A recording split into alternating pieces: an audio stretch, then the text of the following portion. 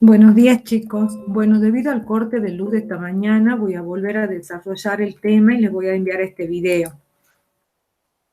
Habíamos visto esta mañana, primero voy a apagar la cámara para que tengamos una mejor definición. Habíamos visto esta mañana el tema de hidrógeno. Iniciamos la clase diciendo que el hidrógeno no puede ser incluido en ningún grupo, puesto que tiene un solo electrón de valencia, su configuración electrónica es 1s1, podríamos incluirlo en el grupo 1A o 1, pero no se comporta como metal, es decir, con los metales alcalinos no podría ir. Con los halógenos, al hidrógeno le falta un electrón para tomar la configuración electrónica del helio, que es 1s2, y forma hidruros. Podríamos pensar que puede ir con los halógenos. Le falta un electrón y forma halogenuros. Tampoco se parece en su comportamiento. La energía de ionización es lo suficientemente elevada para descartar la existencia del ion hidrógeno. Existe el protón hidratado o ion oxonio o hidronio, lo van a encontrar en distintas bibliografías. Con respecto a los isótopos del hidrógeno presentan diferencias mayores en sus propiedades que los isótopos de cualquier otro elemento. El hidrógeno natural contiene dos isótopos, el protio, tres en realidad, el protio, deuterio y tritio. Al aumentar la masa molar de los isótopos, aumenta el punto de ebullición y, por supuesto, también la energía de enlace. Los enlaces deuterio y tritio con otros elementos son más fuertes que los enlaces hidrógeno. Así, por ejemplo, al electrolizar el agua se obtiene hidrógeno y oxígeno por ruptura del enlace que forma el oxígeno con el hidrógeno. El enlace deuterio-hidrógeno requiere mayor energía. Al no romperse queda como una pequeña fracción remanente en pequeño porcentaje el agua pesada, y es un método de obtención de deuterio, electrólisis del agua. Otro método de obtención es la destilación. Para obtener agua pesada por destilación se realizan sucesivas destilaciones basándonos en pequeñas diferencias de las presiones de vapor entre las especies deuteradas e hidrogenadas.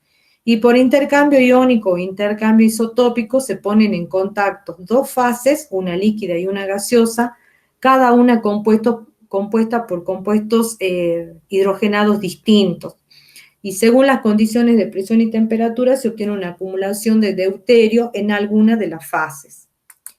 Después estábamos viendo esta mañana la preparación del hidrógeno en el laboratorio. Uno de los métodos de obtención es por acción de un ácido diluido frente a un metal. Cualquier metal cuyo potencial de reducción sea mayor que el del hidrógeno, es decir, que se encuentre por arriba en una tabla de potenciales de reducción, lo desplaza al hidrógeno del ácido de manera tal que se obtiene el hidrógeno gaseoso. En este caso, en el laboratorio número 5, ustedes van a observar en el video la reacción entre el zinc y el ácido clorhídrico. Otra forma de obtenerlo es con agua, por reacción de los metales del grupo 1.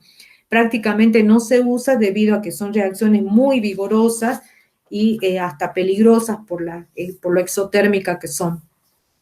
Los metales del grupo 2 con agua también dan hidrógeno, se puede obtener hidrógeno tal como se ve en la pantalla. Por reacción del metal con el agua forma óxido de magnesio. No todos los metales alcalinos tercios reaccionan con el agua. Por ejemplo, el berilio, en el caso del berilio, se pasiva, esto significa que forma un óxido, tiene una pequeña película óxida sobre él mismo que lo hace inerte frente al agua. Por reacción de un hidruro también se puede obtener hidrógeno gaseoso en presencia de agua, y con esto ya tenemos el ejercicio 1A resuelto. Como método de obtención de hidrógeno en la industria, un método de obtención es el gas de agua. Para eso se hace reaccionar, en esta ruta, se hace reaccionar el gas natural, el gas metano con agua, obteniendo una mezcla de monóxido de hidrógeno, usando como catalizador níquel y una temperatura de 800 grados. Esta mezcla es difícil separarla, por lo tanto tenemos que enfriar y bajar la temperatura para que el monóxido condense. Para superar este problema y aumentar el rendimiento en la producción del hidrógeno, la mezcla se enfría con vapor adicional. Entonces, de esta manera, la combinación pasa por un sistema catalítico distinto que está constituido por óxido de hierro y óxido de cromo y una temperatura de 400 grados. El dióxido de carbono se puede separar del hidrógeno. ¿Cómo se puede separar el dióxido de carbono del hidrógeno? Haciéndolo reaccionar en carbonato de potasio. Como es un óxido ácido, forma la sal, carbonato ácido de potasio, y de esta manera obtenemos el hidrógeno gaseoso en la industria a través de la ruta gas de agua. Otra forma de obtenerlo es por electrólisis. Se genera hidrógeno muy puro con una pureza del 99,9%. Por electrólisis de una solución básica de hidróxido de potasio o de hidróxido de sodio. En este caso, la obtención del hidrógeno se produce en el cátodo. Y la otra forma es a través de el craqueo como subproducto del cracking de petróleo. En este caso tenemos alcanos, a los alcanos en ese craqueo pasamos a obtener alquenos y el hidrógeno como subproducto usando catalizador de níquel. Con respecto a los usos del nitrógeno, son amplios. Se puede usar para la obtención de metales, como materia prima del amoníaco, como combustible para la hidrogenación de margarinas y obtención de aceites vegetales. Y bueno, por oxidación, reacción con monóxido para obtener metanol. La clasificación de los compuestos, una de las clasificaciones de los compuestos es hablar de hidruros salinos. Son sólidos blancos que tienen altos puntos de fusión. Podemos tener hidruros salinos, moleculares o metálicos. Desconocidos, ¿esto qué quiere decir desconocidos? Que con los elementos que están indicados acá, con hierro, manganeso, cobalto y níquel, no se conocen hidruros de estos metales. Con respecto a los hidruros salinos, podemos decir que son sólidos blancos que tienen altos puntos de fusión y ebullición, se forman con metales electropositivos, que bien pueden ser los alcalinos o los alcalinos tercios, cualquiera de los dos, con metales alcalinos o con metales alcalinos tercios. En general tienen una estructura tipo cloruro de sodio. Si se funde un hidruro iónico, vemos acá en la imagen, y se realiza una electrólisis, el hidrógeno se desprende en el ánodo. Acá, a través de la disociación de este hidruro, se ve claramente cómo el hidrógeno tiene una carga negativa cuando está formando un hidruro salino. El enlace es tipo iónico y la diferencia de electronegatividad mayor que 1,9. O sea que de esta manera verificamos el hecho de que tiene un estado de oxidación de -1. Eso es una de las características de los hidruros salinos. El estado de oxidación en este caso es -1 y el enlace que forman es iónico. Forman redes y estructuras como las que vieron ustedes cuando estudiaron enlaces, cuando estudiaron cristales, perdón. Otra característica, digamos, de los hidruros salinos es que son reactivos en presencia de humedad. Es decir, que frente al agua van a formar una base fuerte, como es el hidróxido de sodio, y van a desprender hidrógeno. Y son agentes reductores. El tetracloruro de silicio con el hidruro de sodio genera un gas que es el gas silano, incoloro e inflamable. Los otros hidruros que estaban en la clasificación son los hidruros moleculares. Están formados por no metales. El hidrógeno forma compuestos que contienen enlaces de tipo covalente. El enlace que forman acá es de tipo covalente. con los no metales, algunos elementos que no son de transición, como el estaño, el arsénico y el antimonio. En general son volátiles de estructura sencilla. ¿Cómo los obtenemos? Por reacción directa, como la que vemos en la pantalla, reacción del hidrógeno con un halógeno. Esto también se da en el caso del nitrógeno, y del azufre.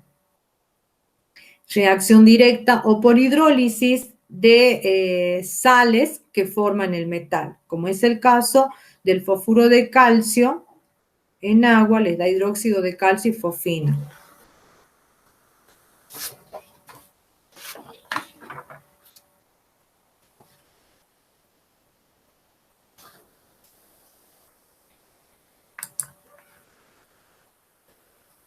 Con respecto a la unión puente de hidrógeno, es una característica del agua, tal como ustedes vieron ya cuando estudiaron enlaces intermoleculares. El agua, tanto en estado líquido como en estado sólido, forma uniones de tipo puente de hidrógeno, que ya la hemos estudiado, digamos, detalladamente.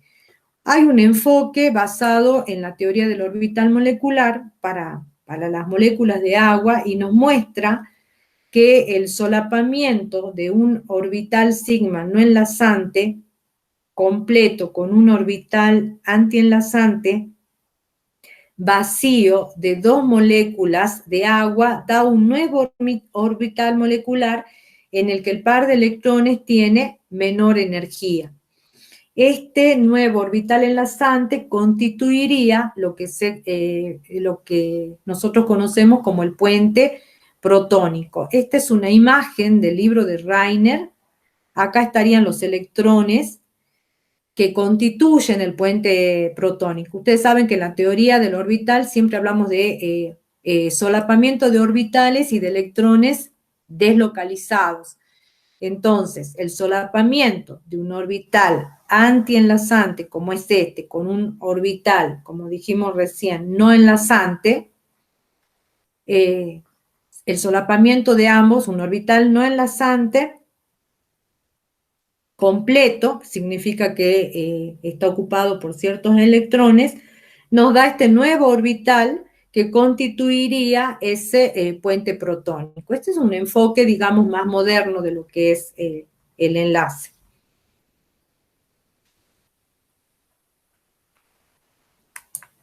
Veamos ahora el ejercicio número 4. En el ejercicio número 4 dice, explique el enlace puente hidrógeno en el agua y úselo para justificar las siguientes propiedades de las mismas. La primera dice, punto de fusión y ebullición mayor que los restantes hidruros del grupo 16. Bueno, yo acá les puse una imagen para poder explicar el comportamiento, digamos, de por qué tiene punto de fusión y ebullición mayor que los demás. Este es el agua y los elementos que constituyen el grupo 16, estaríamos hablando de sulfuro de hidrógeno, hidruro de selenio e hidruro de telurio. Fíjense cómo el punto de ebullición del agua es sobradamente mayor que los demás elementos. ¿Esto a qué se debe? Justamente a que el agua forma enlace puente de hidrógeno. Entonces, este enlace puente de hidrógeno es responsable, como así también el dipolo-dipolo.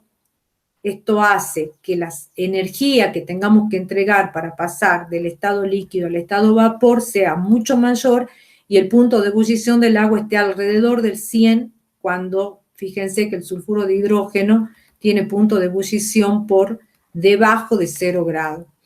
Solamente tienen enlaces London y están en estado gaseoso, a temperatura ambiente, pero estamos hablando del punto de ebullición.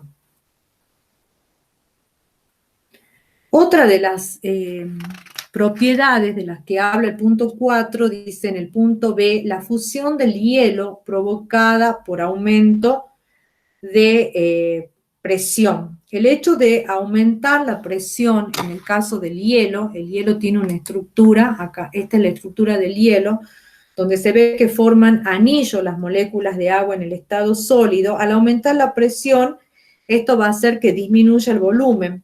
Por lo tanto, se rompe el puente de hidrógeno disminuyendo la longitud del enlace del puente de hidrógeno. Otra propiedad que tienen que explicar es el efecto moderador de los océanos sobre la temperatura de las regiones costeras. Eso tiene que ver con el calor específico. El agua tiene una elevada capacidad calorífica, un elevado calor específico por el enlace que forma, que es puente de hidrógeno. Por lo tanto, necesita mucha más energía para romper ese enlace puente de hidrógeno. Como la Tierra está cubierta por un 71% de agua, la energía que proviene del Sol produce cambios muy pequeños a la temperatura del planeta. Con respecto a los hidruros metálicos, que es el punto que sigue, suelen ser compuestos no estequiométricos, como por ejemplo el hidruro de titanio. La naturaleza de estos compuestos en general es compleja. Los electrones libres son los que les confieren un lustre metálico y la elevada conductividad eléctrica a estos compuestos. El hidrógeno puede penetrar en el reticulado cristalino sin causar mucha distorsión. Entonces, en este tipo de hidruros tenemos algunos electrones del metal, tenemos los electrones, algunos electrones del metal van a formar enlace covalente, pero otros electrones van a formar enlace metálico.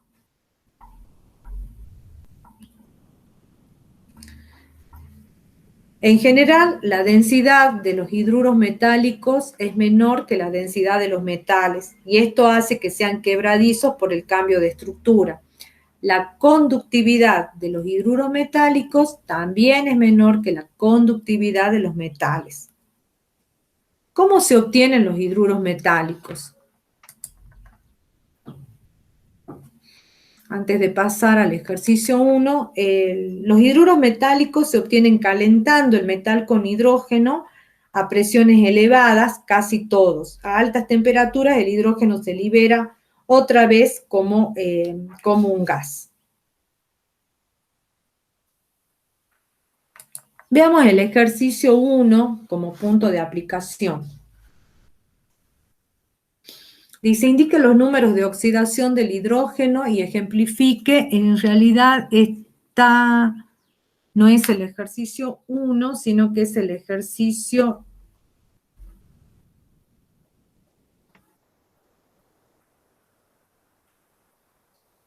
2.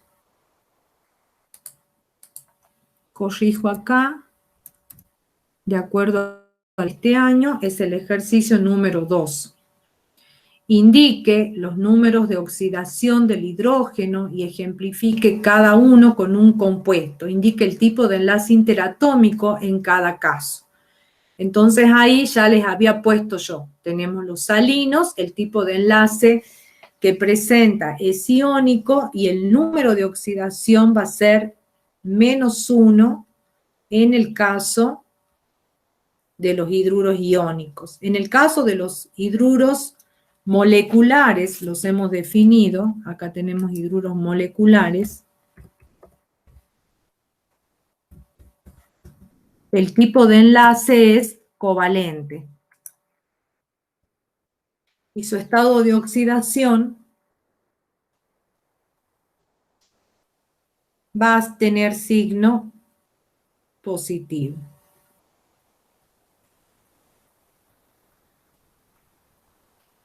Los intersticiales serían los metálicos que se forman con los elementos de transición.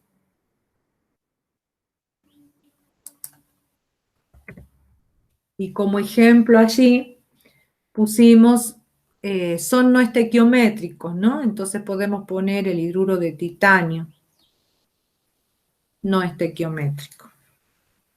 Bien. En el ejercicio 3 de la guía de este año dice, clasifique cada uno de los siguientes compuestos binarios de hidrógeno como salino molecular o metálico. Ese es el criterio que usamos nosotros, salino, molecular o metálico. Entonces el primero, tenemos el primero que sería el sulfuro de hidrógeno. Ponemos acá, va a ser molecular. La fosfina, molecular. El hidruro de calcio, grupo 1 y grupo 2, 1 y 2A de antes, antiguo, 1A, 2A, o grupo 1 y grupo 2 de la nomenclatura actual, salino. El rubidio, hidruro de rubidio, también salino. Molecular. Y este va a ser metálico.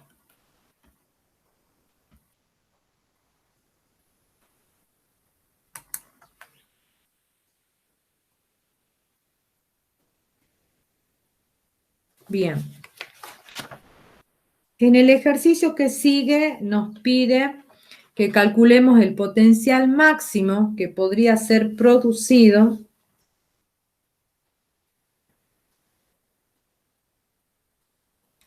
mediante una pila de combustible que utilice la reacción entre el hidrógeno y el oxígeno.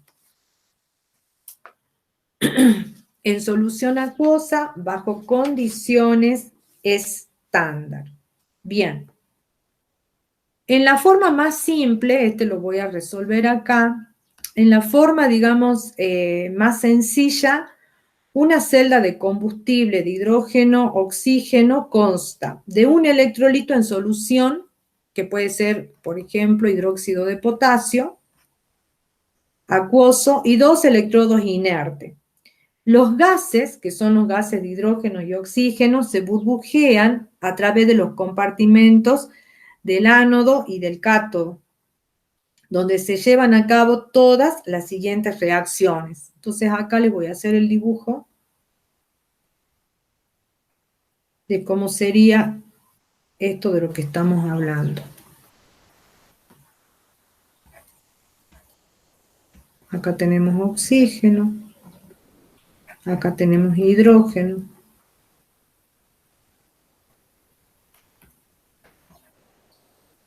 y acá tenemos la solución acuosa de hidróxido de potasio. Voy a poner en rojo los electrodos de carbón.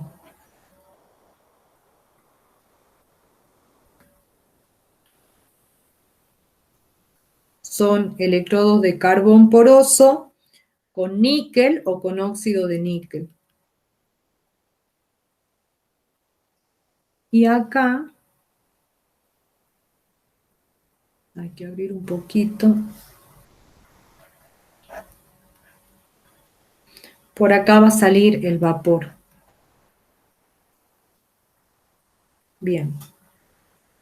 Entonces, esta es la disolución de hidróxido de potasio acuosa. Entonces, en el ánodo vamos a tener la reacción entre el hidrógeno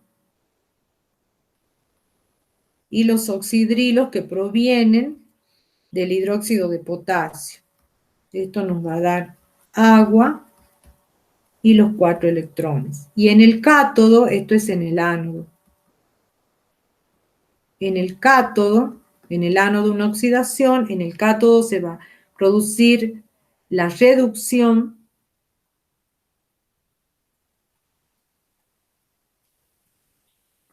del oxígeno y del agua.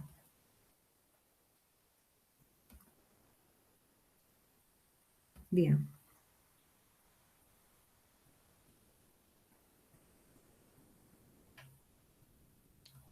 Si sumamos las ecuaciones, vamos a tener 2 de hidrógeno más oxígeno gaseoso, nos va a dar 2 de agua. El potencial de reducción, en este caso entonces, va a ser el potencial, de la suma de los potenciales de las dos hemireacciones de las que estamos hablando. Esto nos va a dar 0,83 más 0,4, lo que da un total de 1,23, que es el potencial de reducción para una celda de este tipo. Esto nos está indicando que la reacción es espontánea, que su delta de G va a ser menor que 0, y la reacción es la misma que la de la combustión del hidrógeno, pero la oxidación y la reducción se llevan a cabo de manera separadas en el ánodo y en el cátodo.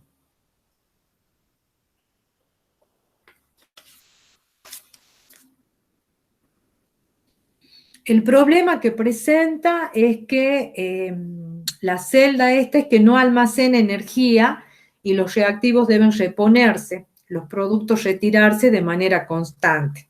Ese sería, digamos, el mayor inconveniente que tiene.